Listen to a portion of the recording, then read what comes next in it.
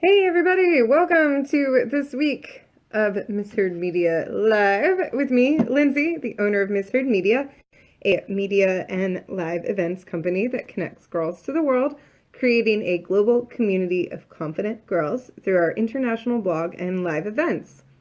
And I don't know what it's like where you are, but it has been gray for days and the sun was just out for like 10 minutes and it was awesome.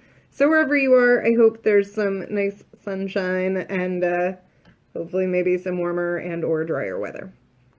So before I get into the topic today, I want to make just a few announcements. Number one, next week I will not be doing a live video.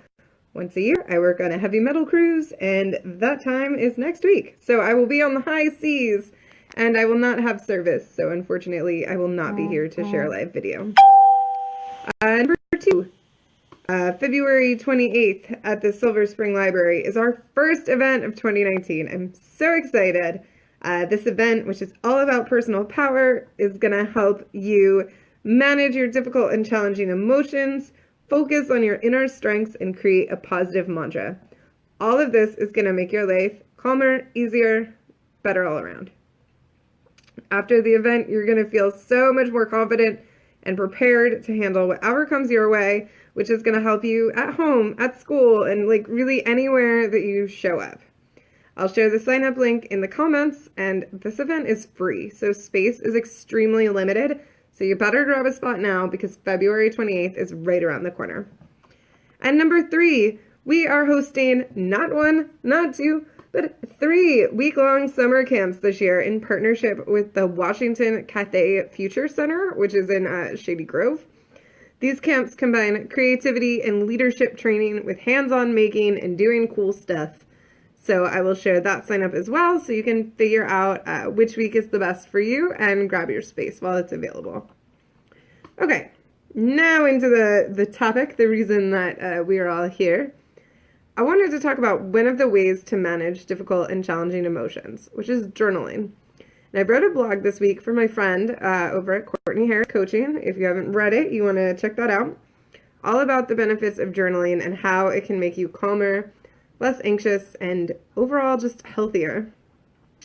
And so one of the things I talk about in the Personal Power Workshop is letting go of difficult emotions. But like, what does that mean? Okay, so just because we feel really angry or really pissed off doesn't mean that we need to just sit and stew in that icky, pissed off feeling all day. And I know when I'm really mad, my heart rate increases, like I get sweaty, like my stomach is in knots, I'm really tense, like my shoulders are up here, my jaw is clenched, maybe my hands are in a fist. And when I'm like that, I'm much more likely to lash out and yell at someone, even if I don't mean it. Even if they're not even the person that I'm actually upset with, they just caught me at a bad time. And so when we focus on that anger, we're giving it power. And then it's a lot harder to feel something else, like feeling happy. You're just so focused on being mad. And that's fine. It's totally valid to feel angry. But the longer we hold on to that anger, the more it hurts us. It doesn't hurt the person we're mad at.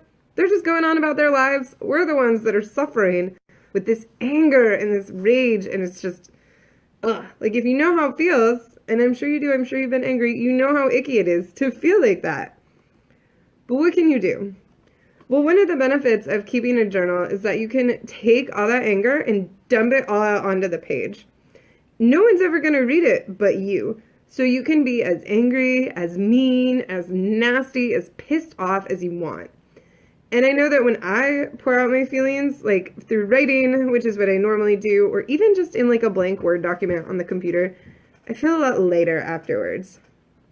My head doesn't feel like it's full of like angry bees anymore. My heart rate slows back down. I don't want to shout at everyone. My shoulders relax. My hands relax. And then once you write it all out, you just let it go. You've let it out, so it's not weighing you down anymore. And you know what? You don't have to go back to it ever again.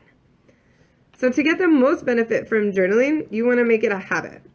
And you can do that pretty easily with something called stacking, which is adding it to something that you already do.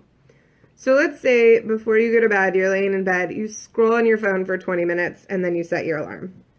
So after you set your alarm, you could try journaling, even for 3 to 5 minutes. write about whatever feels important to you.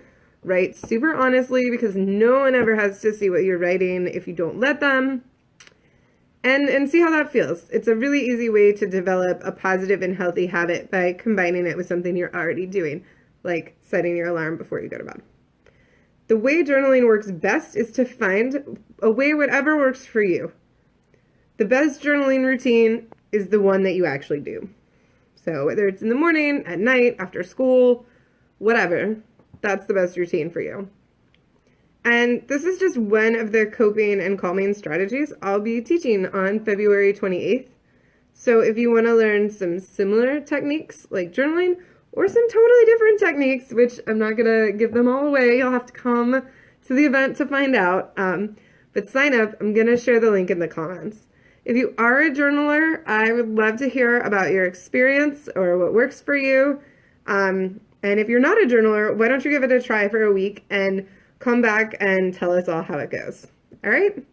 Well, I will see you in 2 weeks. Thank you for tuning in, and I already can't wait to be back, so we will talk soon. All right, have a good day. Bye.